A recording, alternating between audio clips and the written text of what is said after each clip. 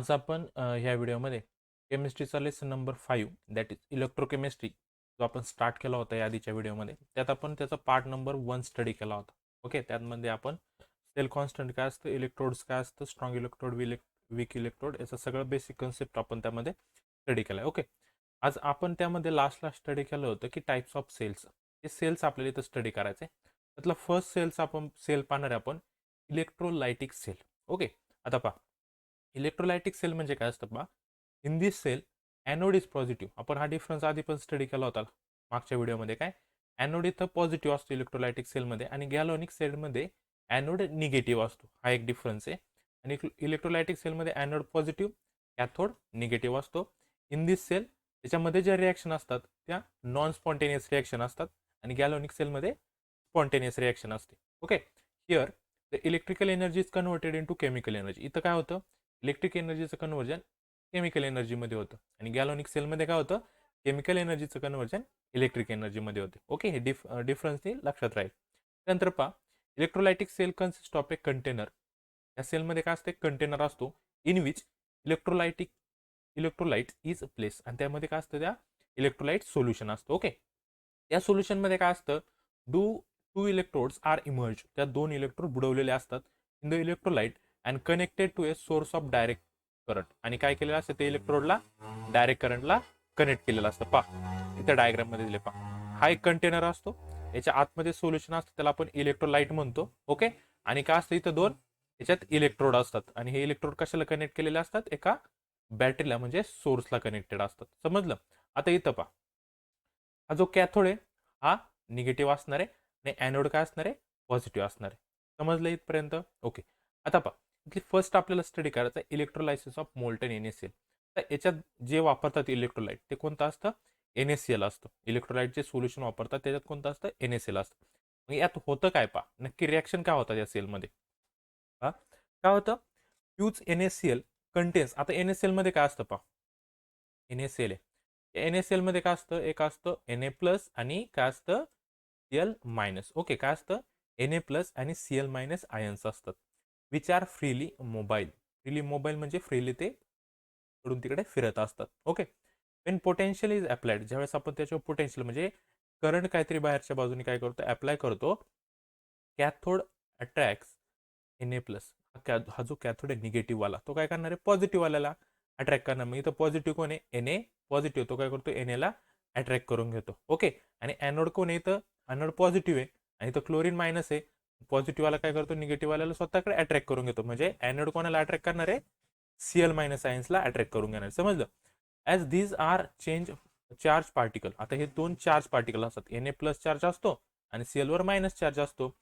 There migration result in an electric current. त्याचं migration झालं कोणाचं, पॉझिटिव्ह आणि निगेटिव्हचं मायग्रेशन झाल्याच्यानंतर तिथं काय तयार होतो, इलेक्ट्रिक करंट तयार होतो. Wien these ions rich the respective electrode. ज्यावेळेस हे आयन्स येणे गेला त्याच्या कॅथोडकडं आणि आपला जो Cl होता तो गेला ॲनोडकडे, ज्यावेळेस ते त्याच्या रिस्पेक्टिव्ह इलेक्ट्रोड्सकडे जातात, दे आर डिस्चार्ज. तिथे गेले होते काय होतात, डिस्चार्ज होतात according to their following reaction. कसं डिस्चार्ज होणार आहे पहा, ॲनोड पॉझिटिव्ह आहे त्याच्याकडे क्लोरीन निगेटिव्ह गेल्यामुळे पॉझिटिव्ह निगेटिव्हला काय करतो, डिस्चार्ज करून टाकतो. सेम इथं कॅथोड निगेटिव्ह आहे त्याच्याकडे जर Na पॉझिटिव्ह गेला तर तो पण काय होणार, इथं डिस्चार्ज होणार आहे. ओके, मग पहा त्याच्या रिॲक्शन. आता होतं काय पहा, ॲनोडो कोणता चार्ज असतो, पॉझिटिव्ह बरोबर, आणि कॅथोडो कोणता चार्ज असतो, निगेटिव्ह. तर जिथं पॉझिटिव्ह चार्ज असतो तिथं होते ऑक्सिडेशन रिॲक्शन आणि जिथं निगेटिव्ह चार्ज असतो तिथं होते रिडक्शन रिॲक्शन. मग ॲनोडो कोणती रिॲक्शन होणार आहे, ऑक्सिडेशन रिॲक्शन. आणि हाफ रिॲक्शन का म्हटले, कारण पहा ऑक्सिडेशन प्लस रिडक्शन मिळून एक टोटल रिॲक्शन होते, त्याला आपण रेडॉक्स रिॲक्शन म्हणतो. पण ऑक्सिडेशन ही एक हाफ रिॲक्शन असते आणि रिडक्शन ही हाफ रिॲक्शन असते. समजलं. मग ऑक्सिडेशन हाफ रिॲक्शन मध्ये काय होणार आहे, ॲनोडवर ॲनोडो कोण गेलंय, क्लोरीन गेलाय. हे क्लोरीनचे दोन मॉलिक्यूल, त्याचं काय होतं, ऑक्सिडेशन होतं आणि त्याचे दोन क्लोरीन मॉलिक्यूल आणि काय होतं, दोन इलेक्ट्रॉन्स रिमूव्ह होतात. समजलं. त्यानंतर ह्या दोन क्लोरीन मिळून काय होतं, एक आपला Cl2 मॉलिक्यूल तयार होतो. समजलं. म्हणजे सिम्पलमध्ये रिॲक्शन कशी लिहू टाकू शकतो आपण, 2Cl त्याच्यापासून काय करणार आहे, Cl2 आयन्स आणि दोन इलेक्ट्रॉन्स रिमूव्ह होणार आहे. ही कोणती झाली, ऑक्सिडेशन हाफ रिॲक्शन. आता रिडक्शन हाफ रिॲक्शन मध्ये काय होतं पहा, हे होते कुठं, कॅथोडकडं, आणि कॅथोडकडून कोण असतो, सोडियम असतो. मग ह्या रिॲक्शन मध्ये काय होतं, हा सोडियम पॉझिटिव्ह आहे ना, हा काय करतो, एक इलेक्ट्रॉन देतो आणि स्वतः स्वतःच एक आयन्स बनवतो. समजलं. ह्या दोन रिॲक्शन होतात, ऑक्सिडेशन होतं आणि रिडक्शन होतं. समजल्या दोन रिॲक्शन? ओके. पहा, ऑक्सिडेशनमध्ये काय होतं, दोन इलेक्ट्रॉन रिमूव्ह होतात आणि इथं काय करतो, हा इलेक्ट्रॉन घेतो. समजलं?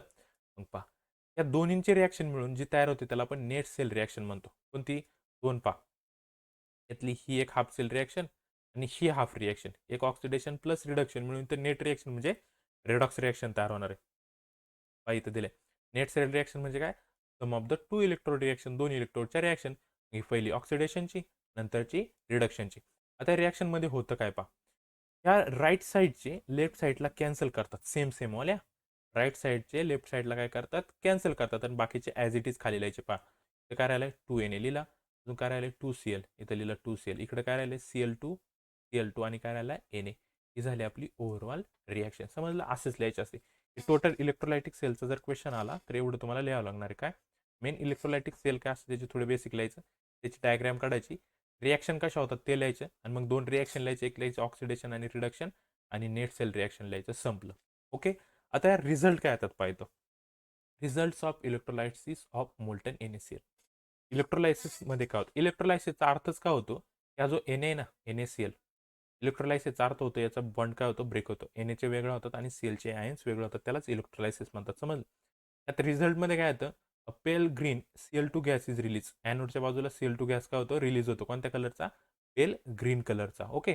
आणि सेकंड रिझल्ट काय, molten silvery white sodium is form at cathode, आणि कॅथोड काय तयार होतं, एक सिल्वरी व्हाईट कलरचं एक सोडियम तयार होतं. समजलंय? एवढंच लक्षात ठेवायचं याच्यात. ओके. आता पहा, ज्यावेळेस या NaClचं डिकम्पोजिशन होतं, बरोबर, त्यावेळेस काय तयार होतं, एक सोडियम आणि क्लोरीन गॅस, असे दोन. ही कोणती रिॲक्शन असते, नॉन स्पॉन्टेनियस रिॲक्शन असते. The electrical energy supply by the battery force the reaction to occur. आता हे होतं काय इलेक्ट्रोलायटिक सेलमध्ये, त्यावेळेस त्याला रिॲक्शन बाहेर काय करायचं असते, एनर्जी द्यायची असते, त्यावेळेस काय होतं, इथं NaClचं काय होतं, डिकम्पोजिशन होतं. समजलं? पुढं पाहता, सेकंड आहे इलेक्ट्रोलायसिस ऑफ ॲक्वियस NaCl. आता जे आपण पाहिलं सेम त्याच्यात दिलेले.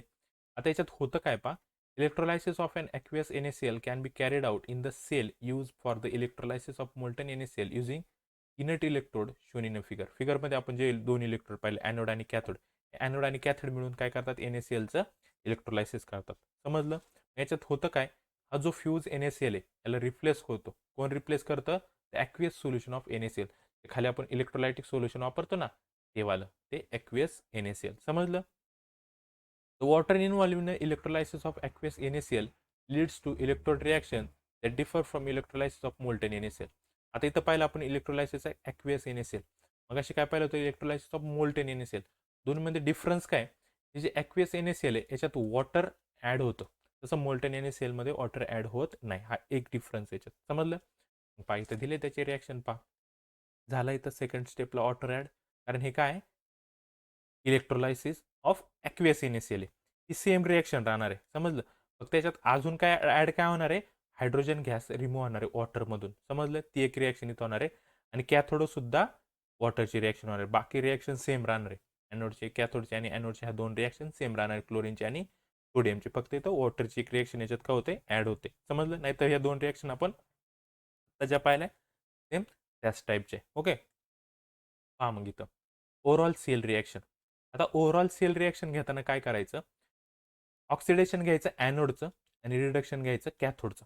आता इथं ॲक्वियस आहे, बरोबर, मग रिडक्शन होताना कोणती रिॲक्शन होणार, इथं वॉटर बरोबरची रिॲक्शन रिडक्शनसाठी कन्सिडर करायची, ऑक्सिडेशनसाठी सेम क्लोरीनची रिॲक्शन घ्यायची. समजलं? मग इथं पहा, इकडचे दोन इलेक्ट्रॉन या दोन इलेक्ट्रॉनला कॅन्सल करणारे, बाकीचं राहिलेलं आपलं रिझल्ट ॲज इट इज लिहून टाकायचं. लेफ्ट साईडचे प्रोडक्ट प्लस करून लिहायचे आणि सेम राईट साईडचे प्लस करून लिहायचे. ही झाली आपली ओव्हरऑल सेल रिॲक्शन. कशाची, इलेक्ट्रोलायसिस ऑफ ॲक्वियस NaCl. त्यात कन्फ्युजन करू नका, जी आपण पहिली पाहिली होती ती होती मोल्टन NaCl साठी. समजलं? आणि आता जी पाहिली ती कशासाठी, ॲक्वियस NaCl साठी. दोन्हींमध्ये डिफरन्स आहे. ओके. याचे रिझल्ट काय, रिझल्ट दोन्हीचे लक्षात ठेवायचे. इथं काय होतं, हायड्रोजन गॅस लिबरेट होतो कॅथोडला आणि क्लोरीन गॅस लिबरेट होतो ॲनोडला. ओके. आणि तिसरा काय, because of Na plus ions remains rich, Na plus ions काय राहतात, अनरिच राहतात. आणि OH minus ions are form at cathode. कॅथोडला कोणते आयन्स तयार होतात, OH minus. Okay. NaCl solution is converted into NaOH solution. आता NaOH का तयार झालं, नाही तर वॉटर ॲड झालं आणि वॉटरपासून एक आपल्याला OH भेटते. पहा इथं त्यामुळे काय तयार होतं इथं NaOH सोल्युशन तयार होते. समजलं हे ॲक्वियस NaClचं काय होते इलेक्ट्रोलायसिस. फर्स्ट पाहिलं होतं आपण मोल्टन NaClचं इलेक्ट्रोलायसिस आणि हे काय ॲक्वियस NaClचं इलेक्ट्रोलायसिस. समजलं हे दोन्ही पण रिॲक्शन कुठं होतात इलेक्ट्रोलायटिक सेलमध्ये होतात. ओके नेक्स्ट पाहता पुढचं आहे क्वांटिटेटिव्ह आस्पेक्ट्स ऑफ इलेक्ट्रोलायसिस. आता इलेक्ट्रोलायसिसमध्ये काय काय पाहिजे आपल्याला पहा. आता फर्स्ट पाहणार आपण क्वांटिटेटिव्ह आस्पेक्ट. आता याच्यात काय पाहिजे the mass of reactant consume. आता रिॲक्शन होताना रिॲक्टंटचं काहीतरी कन्झम्पशन होतं ओके और the mass of product form. जेवढं रिॲक्शन कन्झ्युम होणार आहे तेवढा प्रोडक्ट तयार होणार आहे okay. At an electrode during electrolysis can be calculated. मग किती कन्झम्पशन झाले आणि किती प्रोडक्ट झाले हे कसं कॅल्क्युलेट केलं जातं त्यासाठी आपल्याला फर्स्ट स्टेप आहे पहा काय calculation of quantity of electricity pass. त्याच्यातून किती इलेक्ट्रिसिटी पास झाली हे फर्स्ट काढायचं. मग त्याच्यासाठी हा फॉर्म्युला आहे पहा क्वांटिटी इलेक्ट्रिसिटी किती पास झाली त्यासाठी Q equal to I into T. हा एक फॉर्म्युला आहे. Q म्हणजे चार्जेस जे C इथे लिहिलं आहे म्हणजे कुलममध्ये मेजर करतात. I म्हणजे करंट जो ॲम्पियरमध्ये मेजर केला जातो आणि टी म्हणजे टाइम जो सेकंदमध्ये मेजर केला जातो. म्हणून फर्स्ट स्टेपला काय लक्षात ठेवायचा हा फॉर्म्युला काय Q equal to I into T. या फॉर्म्युला आपण काय काढणार first calculation of quantity of electricity pass. किती इलेक्ट्रिसिटी पास झाली फर्स्ट स्टेप ओके. ही स्टेप नीट लक्षात ठेवा. Q equal to IT first step. Second स्टेपला काय केलं जातं calculation of mole of electrode plus. त्याच्यातून किती इलेक्ट्रॉन पास झाले हे आपल्याला फाइंड करायचं असतं. किती इलेक्ट्रॉन पास झाले ॲक्च्युली ते काढण्यासाठी एक फॉर्म्युला आहे पहा किती काय Q अपॉन 96,500. आता 96,500 काय येतं पहा हा एक मोल इलेक्ट्रॉनचा चार्ज आहे. एक इलेक्ट्रॉन ज्यावेळेस पास होतो त्यावेळेस किती चार्ज पास होतो त्याच्यातून 96,500 एक मोलमध्ये एवढे इलेक्ट्रॉन्स असतात. समजलं म्हणून इथं काय केलंय जेवढे आपले चार्जेस आले त्याला 96,500ने काय करायचं डिवाइड करायचं. क्यू कुलोममध्ये आणि हे जे 96,500 आहे ते कशामध्ये मेजर केलं जातं कुलोम पर मोलमध्ये. कारण एका मोलमध्ये एवढे चार्जेस असतात एवढे इलेक्ट्रॉन्स असतात म्हणून त्याने डिवाइड केलं. समजलं फर्स्ट स्टेप काय करंट कॅल्क्युलेट करायचं किती चार्ज पास झाला I इंटू टीने Q equal to I into T first step.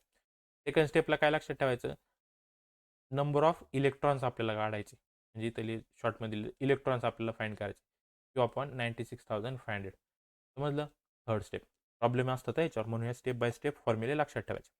तर थर्ड स्टेपला काय करायचे पहा थर्ड स्टेपला आपल्याला फाइंड करायचं calculation of moles of product form. किती मोल्स तयार झाले ते आपल्याला फाइंड करायचं असतं. समजलं त्यासाठी इथं पहा काय दिले balance equation for the half reaction occurs at the electrode is device. त्यासाठी ते एक हाफ रिॲक्शनचं एक बॅलन्स इक्वेशन घेतात ओके. समजा इथं इक्वेशन घेतलं आपण Cu प्लस ट्रुइक्लोन आणि काय तयार झाले तर कॉपर तयार झाला ओके. इथं प्रोडक्ट फॉर्म झाला. आता इथं काय झाले पहा हा एक कॉपर तयार करण्यासाठी काय सांगितलं 2 moles of the electrons are required. इथं पहा 2 इलेक्ट्रॉन गरजेचे लागले. किती इलेक्ट्रॉन 2 इलेक्ट्रॉन्स आपल्याला इथं 2 इलेक्ट्रॉनची गरज लागली कशासाठी एक मोल कॉपर तयार करण्यासाठी बरोबर.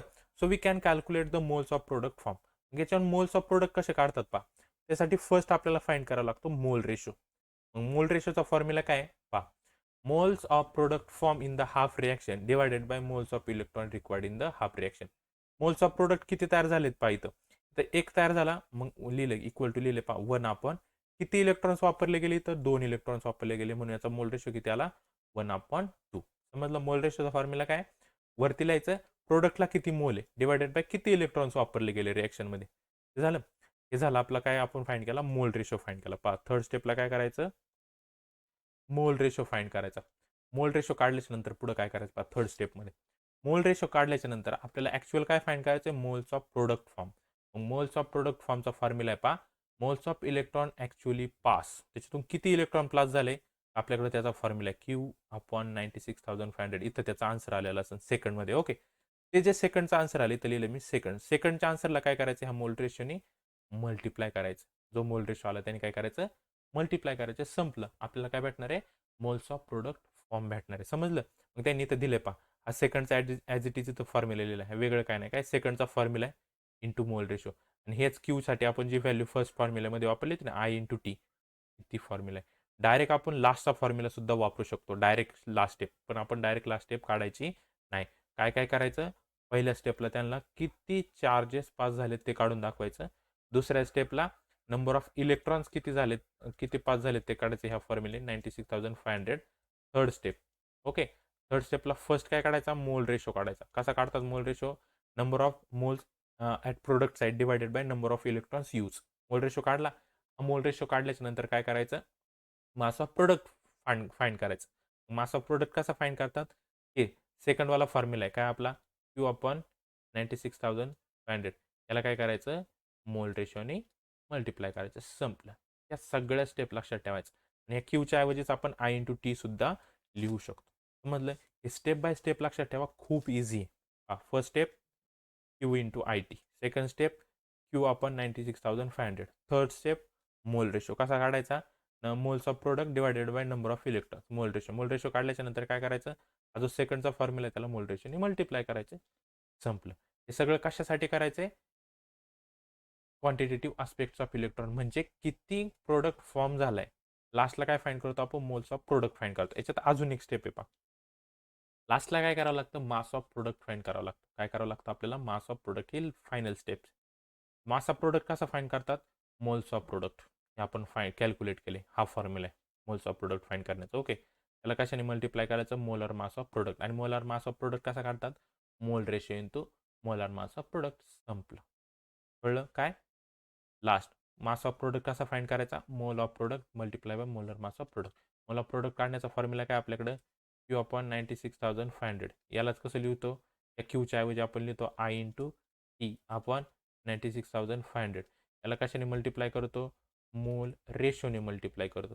आणि या सगळ्याला कशाने मल्टिप्लाय करतो, मोलार मास. हे आपल्याला दिलेलं असतं क्वेश्चनमध्ये. त्या मोलार मास त्याला मल्टिप्लाय करायचं. काय भेटतं आपल्याला, मास ऑफ प्रोडक्ट. तुम्हाला क्वेश्चन विचारला जाऊ शकतो काय, की मास ऑफ प्रोडक्ट फाइंड करायला देतील त्यावेळेस तुम्हाला 4 स्टेप काय करायच्यात, फॉलो करायच्यात. काय काय 4 स्टेप आहे, first step Q equal to I T, number of charges काढायचे. सेकंड स्टेप, या क्यूला 96,500 मल्टिप्लाय करायचे, म्हणजे काय निघतं इथं, नंबर ऑफ इलेक्ट्रॉन्स निघतात. नंबर ऑफ इलेक्ट्रॉन्स निघल्याच्या नंतर थर्ड काय करायचं आहे, मोल रेशो फाइंड करायचं आहे. थर्डमध्ये 2 आहेत. मोल रेशो फाइंड झाला. मोल रेशो कसा फाइंड करतात, number of moles at product divided by number of electrons at reactor. Okay, mole ratio find केल्याच्या नंतर काय करायचं, पुढचा मोल रेशो फाइंड केल्याच्या नंतर आपण काय फाइंड करतो, moles of product form. Moles of product form तो कसा काढला जातो, मोल्स ऑफ प्रोडक्ट फॉर्म तो फाइंड करण्यासाठी फॉर्म्युला आहे काय, same Q upon 96,500 multiply by याला मोल रेशो करायचं. समजलं, ही थर्ड स्टेप. या क्यूच्या ऐवजी आपण इथं आय इंटू टी पण लिहू शकतो, सेम फॉर्म्युला आहे. आणि last fourth step, W mass of product find करायचं. डब्ल्यू म्हणजे मास. हे कसं फाइंड करणार आहे, सगळा फॉर्म्युला घ्यायचा. काय, क्यू इन अपॉन 96,500. या क्यूच्या ऐवजी आपण इथं लिहू शकतो काय, I into T. Okay, multiply by इथं लिहायचा मोल रेशो, मल्टिप्लाय बाय इथं मोलार मास जे आपल्याला क्वेश्चनमध्ये दिलेलं असतं. समजलं, एवढे सिम्पल एक्झाम्पल याच्यावर विचारलं जाऊ शकतं 4 मार्क्सला. ओके, त्याच्यासाठी हा क्वेश्चन खूप इम्पॉर्टंट आहे, हा नीट करायचा आहे. ओके, त्यानंतर पहा नेक्स्ट. आता इथं आतापर्यंत काय पाहिलं आपण, एकच दिलंय, एकच रिॲक्शन असेल तर काय करायचं. आता सपोज आपल्याला 2 सेल दिले, हे सगळं झालंय एकाच सेलसाठी, सगळं एकाच सेलसाठी पाहतो. पण आपल्याला 2 सेल दिले तर काय करायचं, सेम सेम तेच आहे पहा. एकासाठी आपण हा फॉर्म्युला वापरत होतो, आता जो पाहिला तो M1 म्हणजे काय, ते मोलर मास आहे. ओके, हा फॉर्म्युला वापरत होतो. सेम तोच फॉर्म्युला दुसऱ्यासाठी वापरायचा आहे. समजलं, पहा इथं दिलाय का, Q upon C equal to 96,500 इथं दिलाय पहा. हेन्स आपल्याला मास काढायचा नाही, तर मास काढतो ना आपण, क्यू अपॉन 96,500 इक्वल टू, हा काय करायचा आहे फक्त, W1 इकडे घ्यायचा, इकडे मल्टिप्लाय, याला काय होणार तो, हे इकडे इकडे हे दोन्ही मल्टिप्लाय. पहा काय करायचंय, हा जो लिहिला इथं W1, हे 2 मोल रेशो आणि हा जो M1 आहे बरोबर, इकडं मल्टिप्लाय आहे ना, हे मल्टिप्लाय हे 2 उचलायचे, W1 ला डिवाइड करायचे. ओके, तेच केलंय. आणि त्याच्यावर आपल्याला काय फाइंड करता येतं, W2 सुद्धा फाइंड करता येतो. पहा इथं दिलाय W1 आपण mole ratio into M1 equal to W2 आपण मोल रेशो इंटू M2. याच्यात व्हॅल्यू फाइंड करा. आपल्याला W1 किंवा W2 दिलेला असेल, M1 दिला असेल, M2 फाइंड करा म्हणतील. कोणता तरी एक अननोन असेल, आपण दुसरा अननोन फाइंड करू शकतो. सिंपल. याच्यात काय लक्षात ठेवायचं, 2 सेल दिला असेल तर हा फॉर्म्युला लक्षात ठेवायचा. बाकी आपण जे स्टेप केल्या त्यानुसार आपण इथं W1 फाइंड करू शकतो. समजले इथपर्यंत.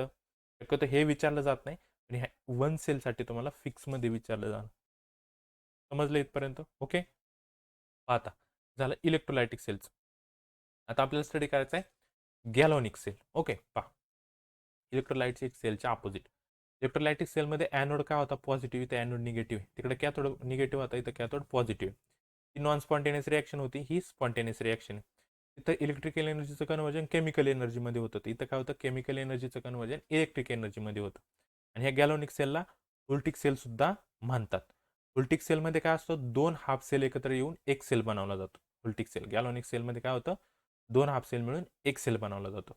आणि each half cell consist of a metal plate. प्रत्येकात एक मेटल प्लेट असते आणि कॉन्सन्ट्रेशन इज नोन. इथं आपल्याला त्याचं कॉन्सन्ट्रेशन माहिती असतं. सेलमध्ये जे सोल्युशन वापरतो आपण इलेक्ट्रोलायटिक सोल्युशन, त्याचं कॉन्सन्ट्रेशन आपल्याला माहिती असतं. आणि इथं त्याचे स्वतःचे आयन्स पण तयार होतात. समजलं? हा गॅलोनिक सेल आहे. ओके, आता पहा, इथं आपल्याला तेच सांगितले काय, ह्या गॅलोनिक सेलमध्ये टू मेटल प्लेट्स असतात and the solution of their ions. आणि त्याच्याच आयन्सचं सोल्युशन असतं with a known concentration are required for the construction of a galvanic cell. Galvanic cell जर बनवायचं असेल तर आपल्याला काय काय लागते, दोन मेटल प्लेट लागतात, त्याच्या आयन्सचं सोल्युशन लागतं इलेक्ट्रोलाइट म्हणून, त्याचं कॉन्सन्ट्रेशन आपल्याला माहिती पाहिजे. आणि हे सगळं आपल्याला कशासाठी लागतं, गॅलोनिक सेल बनवण्यासाठी लागतं. समजलं? इथं काय केलं जातं, two half cells are constructed by emerging the metal plates in the solution. दोन मेटल प्लेट सोल्युशनमध्ये बुडून त्याचे दोन हाफ सेल तयार केले जातात. समजलं? Two half cells so constructed are combine together. आणि दोन्हीला एकत्र करून काय केलं जातं, गॅलोनिक सेल तयार केलं जातं. काय सांगितलं, दोन हाफ सेल एकत्र येऊन गॅलोनिक सेल तयार करतात. Okay, the metal plates called the electrodes are connected through the voltmeter. आणि याला काय जोडला जातो, त्या मेटल प्लेट्स असतात तेच इलेक्ट्रोड्स असतात, त्याला एक व्होल्टमीटर जोडला जातो. आणि कंडक्टिंग वायरने काय केलं जातं, ते अटॅच केलं जातं. कंडक्टिंग वायर कशासाठी, इलेक्ट्रॉनला ट्रान्सफर करण्यासाठी. समजलं?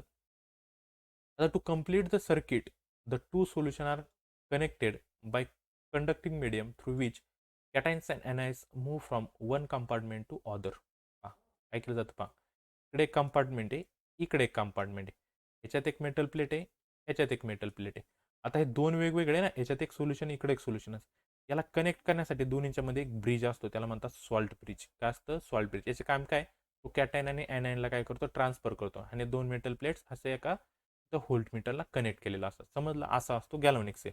जो मध्ये असतो ब्रिज, जो कनेक्ट करतो दोन्हीला, त्याला काय म्हणतात, सॉल्ट ब्रिज म्हणतात. ते कशासाठी वापरतात, कॅटायन आणि ॲनायनला मूव्ह करण्यासाठी, एका कंपार्टमेंटमधून दुसऱ्या कंपार्टमेंटमध्ये जाण्यासाठी. ओके, इथं डायग्राम दिसते. हा एक कंपार्टमेंट आहे आपला, हा एक कंपार्टमेंट आहे. यामध्ये एक मेटल प्लेट आहे, यामध्ये एक मेटल प्लेट आहे. समजलं?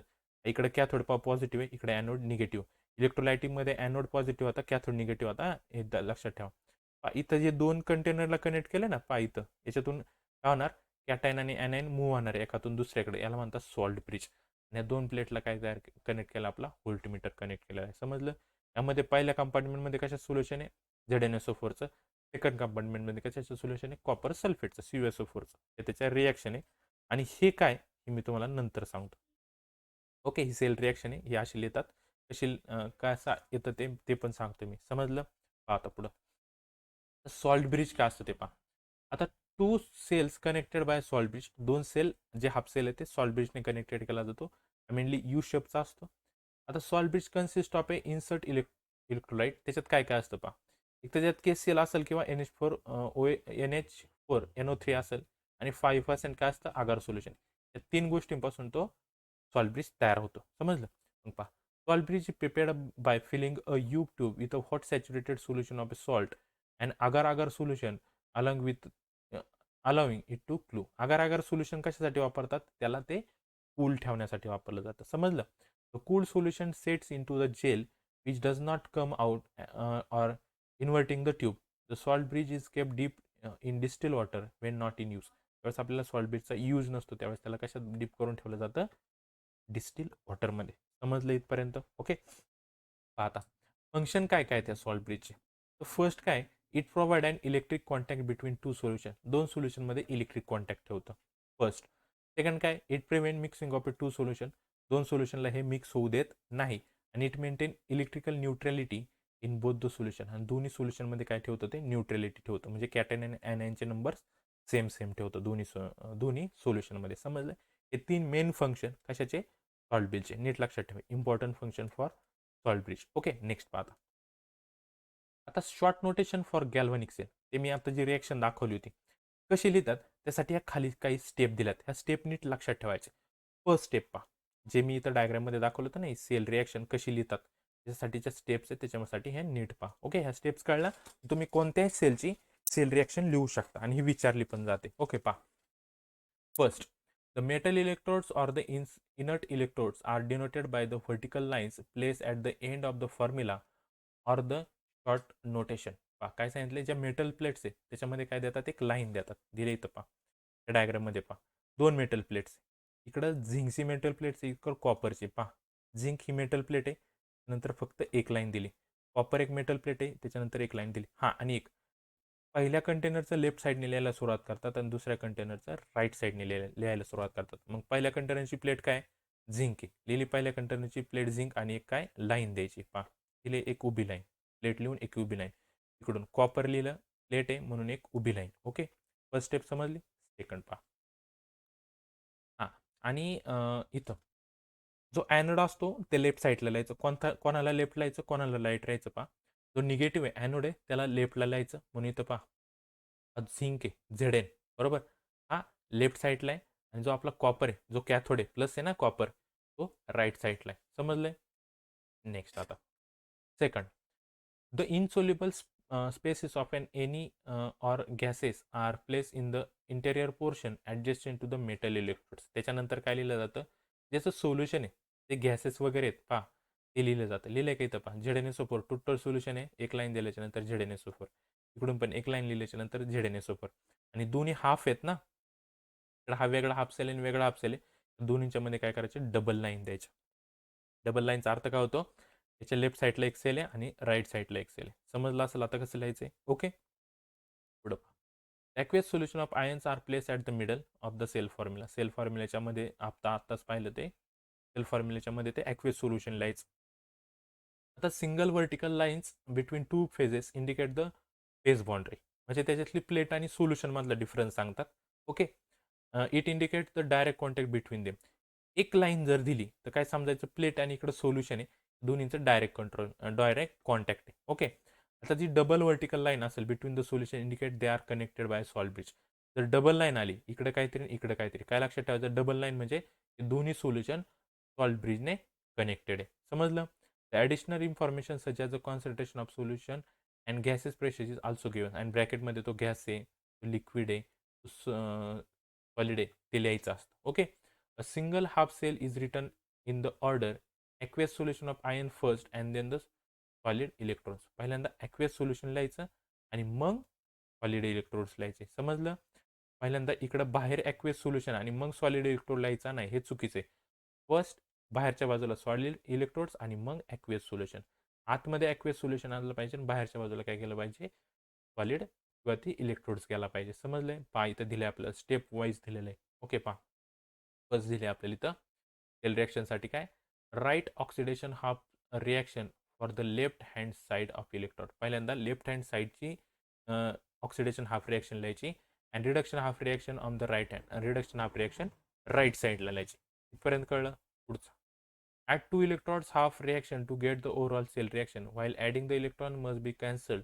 For this purpose, it may be necessary to multiply one or both of the half reaction by suitable bundle. मगाशी जे आपण नेट रिॲक्शनचं पाहिलं, दोन्ही बाजूला जर सेम सेम इलेक्ट्रॉन असेल तर त्याला कॅन्सल करायचं. आपण पाहिलं तर इथं पण पहा, आता इथं 6 इलेक्ट्रॉन आहे, इथं 6 इलेक्ट्रॉन आहे, याला कॅन्सल करून टाकतात. हे आपण आधीच पाहिलेलं, तेच दिलेलं आहे इथं. ओके, त्यानंतर काय, it is important to note that the individual half reaction may be return with one or more electrodes. For example, half reaction for hydrogen gas whether written as a 2H 2 electron H2, हा एकच half cell आहे, किंवा त्याला H electron आणि half electron असं लिहिलं तरी चालतं. समजलं. आता पहा, आपल्याला इथं कन्सिडर द सेल, इथं एक सेल कन्सिडर केलाय. पहा निकेल आहे, ॲल्युमिनियम आहे, बरोबर, आणि त्यांचे सोल्युशन आहे निकेल ॲल्युमिनियम. लिहिले का त्याचं कॉन्सन्ट्रेशन मध्ये दोन लाईन, म्हणजे इकडं हाफ वेगळा आहे आणि इकडचा हाफ वेगळा आहे. ओके, आता याच्यात जो फर्स्ट लिहिली ही आपली असणारे ऑक्सिडेशन, इकडचे असणारे रिडक्शन, हे लक्षात ठेवायचं. ओके, मग ऑक्सिडेशन रिॲक्शन कशी लिहितात पहा, निकेल आणि निकेल 2+ आयन्स तयार होतात. मग याच्यावरून काय कळतं तुम्हाला, निकेल आहे, निकेल प्लस 2+ इलेक्ट्रॉन्स, आणि इथं 2 इलेक्ट्रॉन रिमूव्ह होणार आहे. ऑक्सिडेशनमध्ये इलेक्ट्रॉन्स रिमूव्ह होतात, हे आपल्याला माहिती आहे. रिडक्शनमध्ये काय होतं, इथं पहा ॲल्युमिनियम इथं 3+ लिहिलंय, म्हणजे हा 3 इलेक्ट्रॉन घेणार आहे असं लिहिलंय. पहा L3+ 3 इलेक्ट्रॉन घेऊन ॲल्युमिनियम तयार करणार. इथपर्यंत कळलं. आता दोन रिॲक्शन आहेत पहा, इथं 3 इलेक्ट्रॉन आहे, इथं 2 इलेक्ट्रॉन आहे. आता हे आपल्याला सेम करायचं आहे. मग याचं एलसीएम काय येतो? 3 2 6 येतो. म्हणजे दोन्हीकडे 6 6 आला पाहिजे, बरोबर. या 2 ला 3 ने मल्टिप्लाय करावं लागेल, त्या 3 ला 2 ने मल्टिप्लाय करावं लागेल. म्हणजे पहिल्या रिएक्शनला 3 ने मल्टिप्लाय करायचं आहे आणि दुसऱ्या रिएक्शनला 2 ने मल्टिप्लाय करायचं, म्हणजे सेम करायचे. मग पहा, 3 ने मल्टिप्लाय केलं 3ni, तर याला पण मल्टिप्लाय होणार 3 ने आणि थ्रू 2 झाले 6. म्हणजे आपल्याला प्रत्येक लक्षात ठेवायचं, या रिॲक्शनमध्ये आपल्याला इलेक्ट्रॉन्स कॅन्सल करायचेच असतात, म्हणून इलेक्ट्रॉन सेम करून घ्यायचे, बाकी कसे पण येऊन द्या. समजलं? इथं पण 2 ने मल्टिप्लाय केलं, आले इथं बरोबर. पहा, हे 6 इलेक्ट्रॉन काय झाले आपले? कॅन्सल झाले. मग इथं पहा, हे 3 निकेल लिहून टाकलं, 2 ॲल्युमिनियम लिहून टाकलं. इकडे काय राहिले? 3ni2 प्लस 3ni2 प्लस, अजून काय राहिलं? 2al लिहिलं. ही झाली आपली ओव्हरऑल सेल रिॲक्शन. पहा, आपल्याला फक्त सेल दिला होता, असं देतात सेल, नाहीतर डायग्राम म्हणशाल तुम्ही, डायग्राममध्ये नाही, असा सुद्धा सेल दिला जातो. त्याच्यावरून आपल्याला ह्या 2 रिॲक्शन लिहिता आल्या पाहिजे, ऑक्सिडेशन आणि रिडक्शन, आणि त्याच्यावरून त्याची नेट रिॲक्शन लिहायची. समजलं इथपर्यंत? नीट अभ्यास करायचा. ओके. आता पहा, पुढचा पॉईंट आहे इलेक्ट्रोड पोटेन्शियल काय असतं. पहा, आता इलेक्ट्रोड पोटेन्शियलमध्ये काय होतं? Establish due to electrode where half reaction is going. जिथं जिथं हाफ रिॲक्शन होणार तिथं इलेक्ट्रोड पोटेन्शियल तयार होणार. समजलं? आता इथं काय होतं पहा, पोटेन्शियल ड्यू टू ऑक्सिडेशन. जर ऑक्सिडेशनमुळे पोटेन्शियल तयार होत असेल तर त्याला काय म्हणतात? Oxidation potential at anode. Okay. आणि जर पोटेन्शियल रिडक्शनमुळे तयार होत असेल तर त्याला म्हणतात reduction potential at cathode. Oxidation हे कायम ॲनोडवर होतं, रिडक्शन हे कायम कॅथोड होतं. समजलं? ऑक्सिडेशन ॲनोडवर आणि रिडक्शन कॅथोडवर. समजलं? जर आपल्याला ओव्हरऑल लिहायचं असेल तर कसं लिहितो आपण? E cell equal to E oxidise लिहितात पहा, E oxy plus E red. समजलं? ॲनोडचं ऑक्सिडेशन, कॅथोडचं रिडक्शन लिहितो आपण ओव्हरऑल सेल रिॲक्शन. समजलं? ई ऑक्सिडचा अर्थ काय होतो? ऑक्सिडेशन पोटेन्शियल ॲट ॲनोड, आणि ई रेड म्हणजे रिडक्शन, त्याचा अर्थ होतो रिडक्शन पोटेन्शियल ॲट कॅथोड. सिम्पलमध्ये. समजलं? त्याच्यात काय काय लक्षात ठेवणार? सेल रिॲक्शन कशी लिहितात, सेल कसा शो केला जातो, त्या टाईपने सेल शो करतात, आणि त्याच्यावरून oxidation reduction half cell reaction लिहून त्याला काय करायचं आपल्याला? असं सेम इलेक्ट्रॉन करून कॅन्सल करायचं. स्टेप प्रत्येक वेळी लिहिण्याची गरज नाही. जर तुम्हाला सिम्पल वेगळा क्वेश्चन विचारला, स्टेप लिहा, तर या लिहायचे. जर आपल्याला फक्त विचारलं सेलवरून रिॲक्शन लिहा, ओव्हरऑल रिॲक्शन, तर ह्या टाईपने लिहायचे फक्त. समजलं? नेक्स्ट पाहता, आता पाहायचं आपल्याला स्टँडर्ड पोटेन्शियल काय असतं. आता it is also known as the cell potential. याला सेल पोटेन्शियल म्हणजे व्होल्टेज, पोटेन्शियलचा अर्थ काय होतो? Voltage. And it is depending on temperature. आणि कशावर डिपेंड असतं? टेम्परेचर, त्याचं कॉन्सन्ट्रेशन आणि प्रेशरवर. समजलं? त्या सेलमध्ये. ओके. मग इथं पण सेम असतं. Here standard cell potential is the algebraic sum of the standard electrode potential. जे आपण आत्ता पाहिलं त्यालाच काय म्हणतात? स्टँडर्ड सेल पोटेन्शियल म्हणतात. हे जे पाहिलं ना आपण, यालाच म्हणतात स्टँडर्ड सेल पोटेन्शियल सिम्पलमध्ये. ओके. नेक्स्ट पाहता, Nernst equation.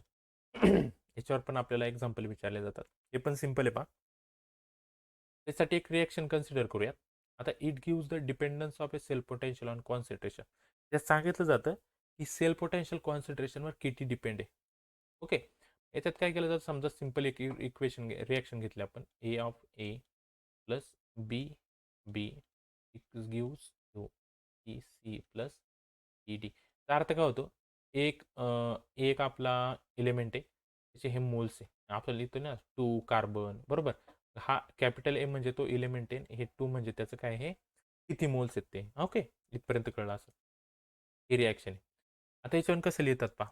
The cell voltage is given by, हा डायरेक्ट फॉर्म्युला आहे पहा, E cell equal to E zero cell minus R T N F in C C. म्हणजे ह्या आपला जो एलिमेंट आहे त्याचे प्रोडक्ट वरती लिहितात. म्हणजे हा एलिमेंट आहे त्याचे वरती. सिम्पल पहा, ऑक्सिजन जे दिलाय त्याचे 2 मोल्स असेल तर असं वरती लिहितात. ओके. ह्या फॉर्ममध्ये ते लिहिलं. वरती प्रोडक्टचे आणि खाली कशाचे? रिॲक्टंटचे. पहा, वरती प्रोडक्ट खाली रिॲक्शन. आपण मे बी हे मागच्या चॅप्टरमध्ये आपण स्टडी केलं आहे हे इक्वेशन. ओके. मग त्याच्यानं आपण आरची व्हॅल्यू टाकायची. पहा, 2.303 टाकली. Okay. R T divided by N F. Okay.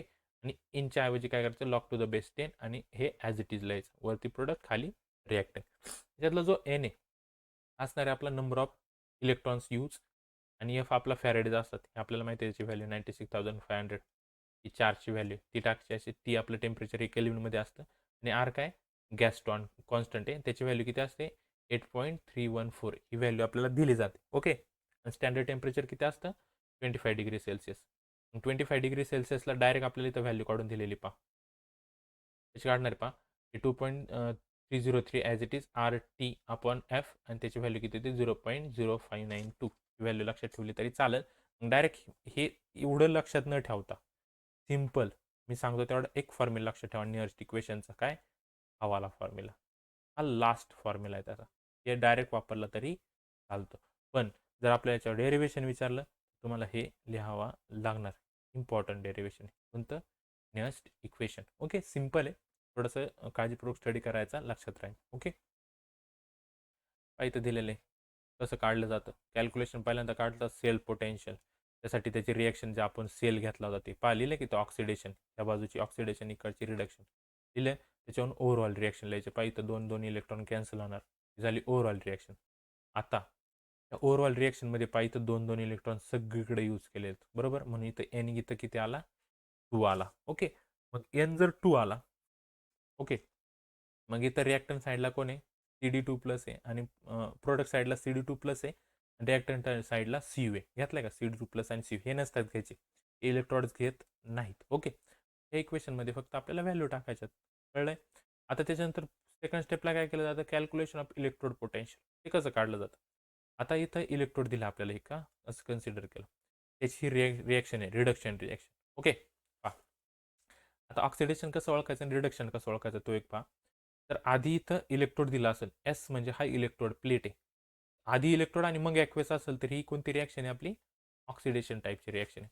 जर आधी ॲक्वियस असेल आणि नंतर तो रिडक्शन आपल्याला हा दिला असेल इलेक्ट्रोड दिला असेल तर ती कोणती रिॲक्शन आहे रिडक्शन रिॲक्शन. समजलं शॉर्टकट कसा ओळखायचा पहा इथं आधी एस आहे म्हणजे ऑक्सिडेशन रिॲक्शन याचा नंतर आहे इथं एस लिहिलं नाही इथं एस आहे बरोबर ही रिडक्शन आहे. समजलं ही मग रिडक्शन रिॲक्शन आहे त्यामध्ये पण सेम तसंच पहा ऑक्सिडेशन असेल तर इथं साईन निगेटिव्ह असतं आणि रिडक्शनसाठी हे साईन काय होतं पॉझिटिव्ह होतं. हा एक डिफरन्स आहे तो एक लक्षात ठेवायचा समजलं. आता इथं पहा काय केलं प्रोडक्ट साईडला काहीच नव्हतं इथं झेड एन ॲक्वेस काय होतं का इकडं ॲक्वेस आहे का नाही म्हणून त्यासाठी डायरेक्ट काय घेतलं 1. तसं इथं पहा इथं दोन्ही बाजूला ॲक्वेस होते ना इथं पण ॲक्वेस आहे प्रोडक्टला आणि रिॲक्टंटला पण ॲक्वेस आहे म्हणून इथं दोन्ही लिहिले. तसं इथं प्रोडक्ट साईडला ॲक्वेसवाला कोणताच नाही म्हणून तिथं 1 लिहायचा आणि इकडे काय लिहायचा झेड एन तो आहे तोच लिहायचा समजलं. आणि दोन्हीकडे सेम फॉर्म्युले फक्त काय ऑक्सिडेशनसाठी मायनस रिडक्शनसाठी प्लस. ओके बाकी ॲज इट इज समजलं इथपर्यंत. आणि किती इलेक्ट्रॉन यूज केले जातात तो खाली लिहायचा 2 इथं 2 इलेक्ट्रॉन इथं वापरलेत आणि इथं सगळीकडे 2 इलेक्ट्रॉन वापरले म्हणून इथं 2 लिहिलं आहे. समजलंय कसं फाईंड केलं जातं. ओके नीट स्टडी करायचा. नेक्स्ट पहा गिव्ज एनर्जी ऑफ सेल रिॲक्शन काय असतं ते आपल्याला पाहिजे. त्यासाठी इलेक्ट्रिक वर्क काय पहा it is a work done काय असतं it is a work done in galvanic cell. Galvanic सेलमध्ये झालेलं work done is the electricity pass multiply by the cell potential. कसं काढलं जातं electric work amount of charge pass multiply by cell potential. समजलं. Charge pass कसे काढतात N×F. Electric work किती झालं पहा इथं ते झालं N×F multiply by cell potential तो कसा काढला जातो ई सेलने दाखवला जातो. म्हणजे याच्यावर फॉर्म्युला काय तयार झाला आपला इलेक्ट्रिक वर्कचा पहा electric work equal to NF/E आणि हा सेल. समजलं NF काय आपला अमाऊंट ऑफ चार्ज पास आणि ई सेल म्हणजे काय आपला सेल पोटेन्शियल. समजलंय त्याचं कॅल्क्युलेट केलं जातं. मग इथं पहा इलेक्ट्रिक वर्क इथं काय किती झालं गिब्स एनर्जीचा स्टडी करतोय त्याच्यावर इलेक्ट्रिक वर्क किती आहे -ΔG. समजलं इथं पहा W. Gibbs in 1878 concluded that electric work done in galvanic cell is equal to the decrease in Gibbs energy. किती इलेक्ट्रिक वर्क होणार आहे जेवढी गिब्स एनर्जी डिक्रीज होणार आहे डिक्रीज होणार म्हणून इथं निगेटिव्ह आणि गिब्स एनर्जी ΔG ने दाखवतात. ओके अँड दस म्हणजे काय झालं इलेक्ट्रिक वर्कच्या ऐवजी तो टाकायची व्हॅल्यू काय आली -ΔG इक्वल टू हा formula as it is NF/E इथपर्यंत कळलं. ओके आता under standard states condition we can write याला कसं लिहू शकतो फक्त स्टँडर्ड स्टेट लिहायचं असेल तर फक्त वरती इथं काय लिहितात 0 लिहितात बाकी काहीच नाही जीला आणि ईला. ओके नेक्स्ट पाहता standard cell potential and equilibrium constant. आता हे इक्वेशन आपण आत्ताच पाहिलं गिब्सचं we know that reduction between standard Gibbs energy and cell potential गिब्सचं लिहिलं. आता ह्या दोन्हीमध्ये रिलेशन लिहिताना आपल्याला हा फॉर्म्युला माहिती आहे आधी गिब्स एनर्जीचा. ओके काय आधी एक फॉर्म्युला गिब्स एनर्जीचा काय ΔG0 equal to -RT log K. Okay, हा एक फॉर्म्युला आहे. ही डेल्टा जीची व्हॅल्यू आपण इथं पुट करू शकतो ना, ही व्हॅल्यू. ओके, मग इथं जर आपण पुट केली पहा, हे मायनस साईन इकडे दिले ह्या एनला. ओके, याच्या खाली लिहा. आता ही डेल्टा जी आहे बरोबर, इथे लिहूयात आपण पहिलं काय, N F E cell standard आहे म्हणून हे. आणि हे डेल्टा जी दोन्हीचं इक्वल करायचं म्हणून हे मायनस साईन इकडे पाठवलं, म्हणजे इथं मायनस इक्वल टू ह्या डेल्टा जीची व्हॅल्यू इक्वेट करा R T in log E. इथपर्यंत कळलं पहा इथं आलं. ओके, याच्यावर काय करा, हे मायनस एन एफ इकडे मल्टिप्लायला डिवाइड करून टाका. मायनस मायनस दोन्हीचं कॅन्सल होणार. आर टी आपण एन एफ लॉग के. इथं मग पहा 2.0303 इंटू आर टी आपण एन एफ. आणि ह्या इनला लॉगमध्ये कन्सिडर करताना ही व्हॅल्यू वापरतात. हां, कोणती 2.0303. कधी इनचं आपल्याला लॉगमध्ये कन्वर्जन करायचं असेल त्यावेळी. ओके, आणि ही व्हॅल्यू आपण आधी फाईंड केलेली 2.030303 आर टी आपण याने आत्ताच फाईंड केली होती आपण मागं पहा इथं तिची वापरलेली व्हॅल्यू. ओके, व्हॅल्यू डायरेक्ट आपण इथं वापरू शकतो, तिथं यूज केलेली. कशाची व्हॅल्यू ती आर टी अपॉन एफची फाईंड केलेली व्हॅल्यू ती इथं लिहिली upon N log K at 25 degree Celsius. समजलं इथपर्यंत. ओके, नेक्स्ट पाहता पुढचं पाहायचं आपल्याला standard hydrogen electrode S H. सिम्पलमध्ये पहा काय आहे ते. कन्स्ट्रक्शन दिले आपल्याला एस एच म्हणजे standard hydrogen electron consist of a platinum plate. त्याच्यात काय काय असतं पाहिजे डायग्राममध्ये. ही पी टी वायर म्हणजे प्लॅटिनमची वायर आहे बरोबर. एक प्लॅटिनम प्लेट असते इथं खाली अशी. Okay, coated with platinum black use as a electrode. As a electrode म्हणून यूज होतं. This plate is connected to the external circuit through the sealed narrow glass tube containing mercury. आणि ही plate बाहेर connect केली जाते कशाने, mercury glass ट्यूबने. Okay, it is surrounded by the outer jacket. आणि याला हे बाहेरचं काय असतं, एक आउटर जॅकेट असतं. Okay, the platinum electrode is emerge in a 1 molar H plus ion solution. आणि तो कशात असतो, खाली सोल्युशन कशाचं असतं, एच प्लस आयनचं सोल्युशन असतं. त्याचं कॉन्सन्ट्रेशन किती, 1 molar. Okay, the solution is kept saturated with dissolved hydrogen by bubbling hydrogen gas under 1 atmospheric pressure. आणि किती प्रेशरमध्ये हे आतमध्ये ठेवलेलं आहे, तर 1 ॲटमॉस्फिरिक प्रेशरमध्ये. समजलं. Platinum does not take part in the electrode reaction. त्याच्यात ॲक्च्युली प्लॅटिनम टेक पार्ट करत नाही. It is a inert electrode and serve as a site for electron transfer. हे कशासाठी यूज केला जातो, प्लॅटिनम इलेक्ट्रॉनला ट्रान्सफर करण्यासाठी इथं यूज केला जातो. ओके, आता याचं फॉर्म्युलेशन जर का करायचं असेल आपल्याला सेलचं, वापरलं काय याच्यात आपण, हायड्रोजन वापरलाय, तोच इथं लिहू शकतो आपण. 1 मोल ऑफ हायड्रोजनचं सोल्युशन. हे इलेक्ट्रोड आपल्याकडे स्टँडर्ड हायड्रोजन इलेक्ट्रोड म्हणजे H2 बरोबर. हा गॅसेस फॉर्ममध्ये आणि प्रेशर किती, 1 ॲटमॉस्फिअरिक प्रेशर. आणि प्लेट कोणती वापरली, प्लॅटिनम प्लेट वापरली. सिम्पल, समजलं. याची इलेक्ट्रोड रिॲक्शन कशी असणार आहे पहा. हीच रिॲक्शन आपल्याला इथं दाखवायची. कोणती रिॲक्शन, ही ऑक्सिडेशन रिॲक्शन आहे. ओके, रिडक्शन रिॲक्शन आहे बरोबर. ही रिडक्शन हाफ सेल रिॲक्शन इथे दाखवली पहा. 2 इलेक्ट्रॉन यूज केले आणि हायड्रोजन गॅस तयार झाला. गॅस आहे, 1 ॲटमॉस्फिअरिक प्रेशर आहे. सिम्पल, संपलं. कळलं का इथपर्यंत. सिम्पल रिॲक्शन ही स्टँडर्ड हायड्रोजन इलेक्ट्रोड. हा विचारला जातो एक्झाममध्ये, इम्पॉर्टंट. 2 ते 3 मार्क्सला विचारला जातो. काय काय कन्स्ट्रक्शनला लिहायचं आपल्याला, डायग्राम काढायची आणि त्याची काय लिहायची, ही फॉर्म्युलेशन आणि इलेक्ट्रोड रिॲक्शन लिहायची डायरेक्ट. समजलं इथपर्यंत. ते ॲप्लिकेशन काय काय आहेत पहा. आता जो हा एस एच म्हणजे स्टँडर्ड हायड्रोजन इलेक्ट्रोड आहे, कशासाठी वापरला जातो, प्रायमरी रेफरन्स इलेक्ट्रोड म्हणून वापरला जातो. कशासाठी, to determine the standard potential. त्यांनी काय केलं जातं, standard potential of the other electrode. दुसऱ्या इलेक्ट्रोडचा जर आता पहा, अगदी जसं पाहिलं, एका सेलमध्ये 2 इलेक्ट्रोड असतात. आपल्याला एका इलेक्ट्रोडचं जर स्टँडर्ड पोटेन्शियल फाईंड करायचं असेल, त्यावेळेस काय वापरलं जातं, स्टँडर्ड हायड्रोजन इलेक्ट्रोड वापरला जातो. समजलं. Determine the standard potential of a Zn2+. हा एक सेल आहे. It is combine with standard hydrogen electron to form the cell. जर आपल्याला झिंकचं फाईंड करायचं असेल, झिंक बरोबर हा स्टँडर्ड हायड्रोजन इलेक्ट्रोड वापरला जातो. ही रिएक्शन दिली, त्याच्यावरून आपण त्याचं स्टँडर्ड पोटेन्शियल फाईंड करू शकतो. समजले पहा, 2 कॉम्बाईन केली तर डबल दिला की डबल याच्यात 2 एकत्र करून आपण काय करू, फाईंड करू शकतो, त्याचा स्टँडर्ड सेल पोटेन्शियल फाईंड करू शकतो. समजलंय इथपर्यंत, कळलंय. मग इथे दिले पहा कसं मेजर केलं जातं याचं. समजा झिंकचं घेतलं, standard hydrogen standard electrode potential E0 cell equal to, पहिला कशाचा आहे, स्टँडर्ड हायड्रोजन इलेक्ट्रॉन आपण वापरला, तो मायनस काय करणार, ज्याचं फाईंड करायचं त्याला मायनस करणार. सिम्पल, कळलं. आणि स्टँडर्ड हायड्रोजन इलेक्ट्रॉन याची व्हॅल्यू किती असते, काय 0 असते, हे सुद्धा लक्षात ठेवायचे. ओके, नेक्स्ट पाहता. आता difficulties in setting standard hydrogen electron, हे सगळं झालं. त्याच्यात काय काय डिफिकल्टी येऊ शकतात. फर्स्ट काय, it is difficult to obtain the pure and dry hydrogen gas. Pure आणि याच्यात काय लागतो, हायड्रोजन गॅस लागतो आपल्याला स्टँडर्ड हायड्रोजन इलेक्ट्रोडमध्ये. तो ऑप्टेन करणं एक डिफिकल्ट कंडिशन आहे. ओके. त्याच्यानंतर दुसरं काय, the pressure of hydrogen gas cannot be maintain. आपण हायड्रोजन गॅसचा प्रेशर 1 ॲटमॉस्फिअर ठेवू शकत नाही आणि तो आपल्याला 1 ॲटमॉस्फिअरच लागतो. ओके.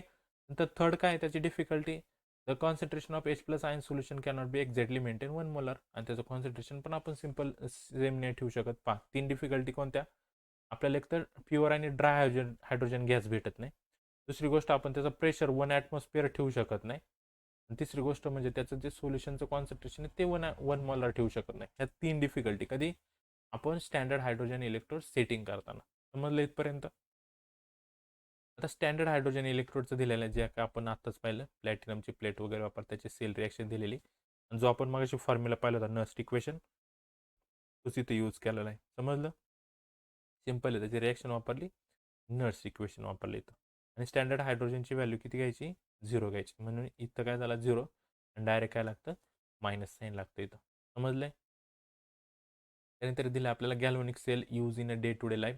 कसा कसा वापरला जातो, प्रायमरी व्होल्टिक सेल म्हणून पण वापरला जातो आणि सेकंडरी व्होल्टिक सेल म्हणून सुद्धा वापरला जातो. इथं त्याची इन्फॉर्मेशन दिलेली पहा. वेन गॅल्व्हॅनिक सेल डिस्चार्ज, एकदा की जो डिस्चार्ज झाला during current generation, chemicals are consume. तिथं काय वापरलं जातं, त्याच्या आतमधले सगळे केमिकल्स काय केले जातात, वापरले जातात. In primary voltaic cell, once the chemicals are completely consume, cell reaction stop. तिथं सेल रिॲक्शन थांबतात. म्हणजे एकदा की डिस्चार्ज झाला तो परत आपण रिव्हर्स त्याला रिचार्ज करू शकत नाही. समजलं, इथे दिले पहा. दिस सेल्स कॅनॉट बी रिचार्ज. नीट वाचा. ओके. त्याच्यानंतर सेकंडरी व्होल्टिक सेल काय असतात, की याला आपण सारखं सारखं रिचार्ज करू शकतो, ते सेकंडरी व्होल्टिक सेल. ओके. त्यातलं हे वाचून घ्या थोडीशी थेरी.